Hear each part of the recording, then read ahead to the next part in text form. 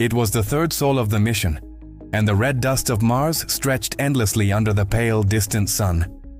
The station, a fragile web of metal and glass perched on the edge of a canyon, seemed insignificant against the vastness of the Martian landscape. Inside, the crew followed routine protocols, their minds focused on survival, checking oxygen levels, calibrating instruments, monitoring soil samples. But in the engineering bay, one person was already thinking beyond the routine. He was known simply as the Martian engineer, a figure whose reputation for unconventional solutions had already saved the mission twice. Today, though, he would do something that no protocol, no manager's instruction could have anticipated. The manager's voice crackled over the intercom. "Everyone, stay in the shelter. Dust storm approaching. Repeat, all personnel remain inside the shelter until further notice." The order was clear, backed by data from orbital satellites that had detected the incoming storm. Outside, winds exceeding 60 kilometers per hour were already stirring the fine Martian regolith into a blinding, abrasive cloud. The crew obeyed, retreating to reinforced compartments designed to withstand the harshest conditions.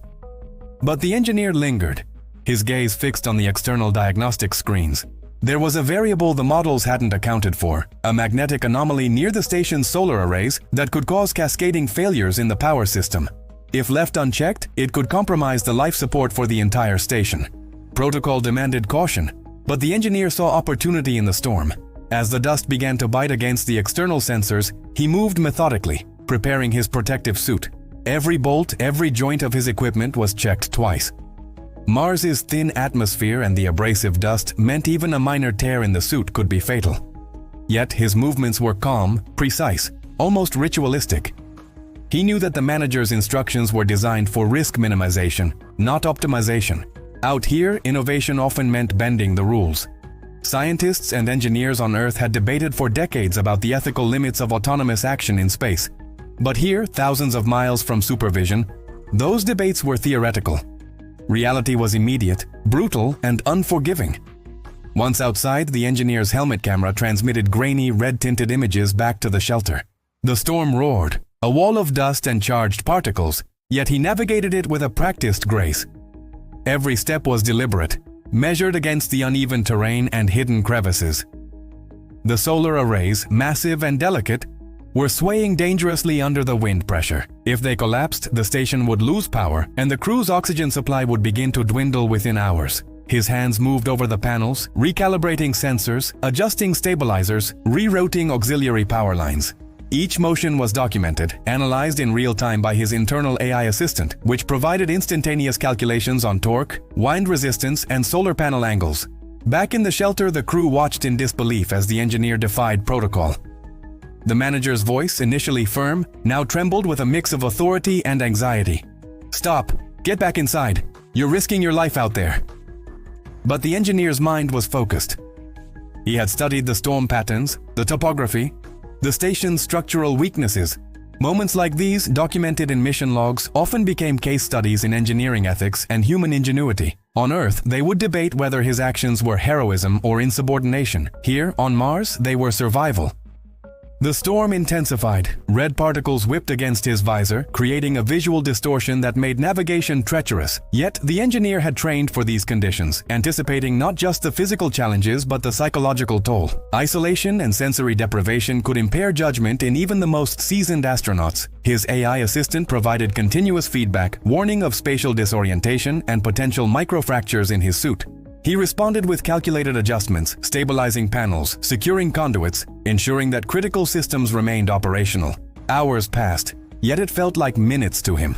The storm, though fierce, moved with predictable patterns, a detail unnoticed by the automated satellites. The engineer exploited this, finding temporary eddies of calm to perform the most delicate operations. He repaired the sensors that monitored atmospheric pressure, recalibrated the windshields, and adjusted the station's energy distribution nodes. The red sky above darkened as evening approached, though on Mars evening was a slow, gradual dimming rather than a sunset. His helmet lights illuminated the swirling dust, casting shadows across the jagged terrain. He paused, surveying the station. Every panel secured, every conduit stabilized. The storm had passed over the worst zones, but he knew the danger was cyclical. The wind would return, stronger, in unpredictable bursts. Yet, in this moment, The engineer allowed himself a rare breath of satisfaction. This small victory, invisible to the world, would keep the station operational and the crew alive. Communication relayed back to Earth was delayed by several minutes due to the distance. So no applause, no recognition, only the silent understanding that his actions mattered more than orders. He moved toward the station entrance, careful not to disturb the delicate solar panels. His boots kicked up small clouds of Martian dust, tiny red storms within the larger chaos. Inside, the crew awaited, anxious and silent. No one spoke until the engineer removed his helmet, revealing sweat-streaked features and a calm determination. The manager stepped forward, disbelief etched across his face. I can't believe you did it," he muttered. The engineer simply nodded, checking the status screens and logging his data. The station's systems were stable, power levels optimal, and life support functioning perfectly. What seemed reckless had been precise, calculated, and necessary. This event, though small in the grand scheme of space exploration, would later be analyzed in mission reviews, journals, and studies on human decision-making in isolated environments. It was a reminder that in space, human ingenuity often outweighed protocol. The line between risk and necessity was blurred, and survival depended not on blind obedience, but on the courage to act when the unknown threatened everything. The storm had passed, but the Martian landscape remained unforgiving. Outside the station, the red dust settled in a thin layer over every surface, a reminder of the planet's relentless environment.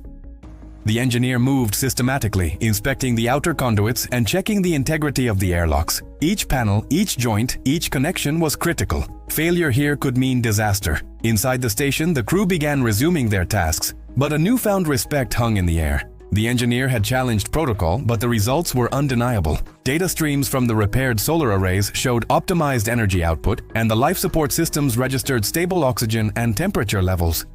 Yet, despite this apparent calm, new challenges were emerging.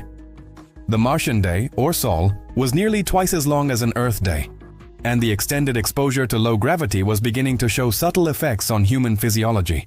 Muscles weakened, bone density decreased, and the cardiovascular system struggled to adapt. The crew's medical officer monitored each astronaut, compiling detailed logs on the long-term effects of living in Mars' reduced gravity. The engineer, though focused on the station, was acutely aware of these issues. He had studied the latest research on extended space habitation, understanding that survival went far beyond immediate mechanical repairs. The team had anticipated short-term risks, but long-term colonization posed questions that no one could answer with certainty. Yet, in the engineer's mind, every solved problem was a step closer to understanding the vast complexities of interplanetary survival. He reviewed simulation data from Earth-based research, comparing it to the anomalies he observed firsthand. The numbers aligned, but not perfectly. Mars had a way of defying expectations, a subtle reminder that theory often collided with brutal reality. Communication with Earth remained delayed by over 10 minutes each way, and the engineer relied heavily on AI-assisted diagnostics to make real-time decisions. Satellite feeds, while useful, were insufficient to capture the intricate details of the station's vulnerabilities. Every adjustment he made, every recalibration, was transmitted back as data packets for later analysis. On Earth, scientists would pore over these logs for years, dissecting every choice, every action, trying to glean insights that could inform future missions. The engineer, however, focused solely on the present. Dust clung to every surface outside, and small tremors hinted at underlying structural stresses caused by the repeated storms. Each correction he performed was a dance between physics and intuition, a balance of calculated risk and improvisational skill. He recalibrated pressure sensors, repaired shielding mechanisms, and realigned the station's antennae, ensuring communications remained stable. All the while, his mind wandered to the larger questions that space had always posed to humanity. What did it mean to survive in such isolation? How much could humans adapt before their biology became the limiting factor? Could Mars ever truly be a home? Or was it forever a testing ground for the resilience of human ingenuity? Each question lingered as he worked tirelessly, the red dust swirling around him like a living entity, both a barrier and a reminder of the frontier humanity had dared to approach. Inside the shelter, the crew watched anxiously, trusting the engineer's judgment despite the apparent recklessness. They could see the risk, but they also witnessed the necessity. It was a lesson in trust and leadership, where action often superseded authority. The manager, still recovering from the initial shock, began documenting every aspect of the mission with renewed precision. Every decision, every hesitation, every calculated defiance would be analyzed not as insubordination, but as a case study in human problem-solving under extreme conditions. Meanwhile, the engineer continued his rounds, noting minor damages to the station's exterior caused by abrasive dust particles. He deployed portable shields, optimized energy distribution, and ensured that the crew had multiple redundant life support options. In space, redundancy was survival, and improvisation was often the difference between life and death. The Martian engineer, with years of preparation and an unyielding resolve, demonstrated that survival on a planet as hostile as Mars demanded more than protocol. It demanded ingenuity, courage, and the willingness to confront uncertainty head-on. As night fell over the Martian horizon, the station's lights illuminated the swirling red clouds, casting shadows across the terrain. The engineer paused, reflecting on the day's events, knowing that every solved crisis brought them closer to understanding the true nature of life on Mars. Outside, the storm had passed, but the lessons endured. Humanity had arrived, fragile yet resilient, and the actions of one individual had proven that adaptation, courage, and calculated risk were not just theoretical, they were essential.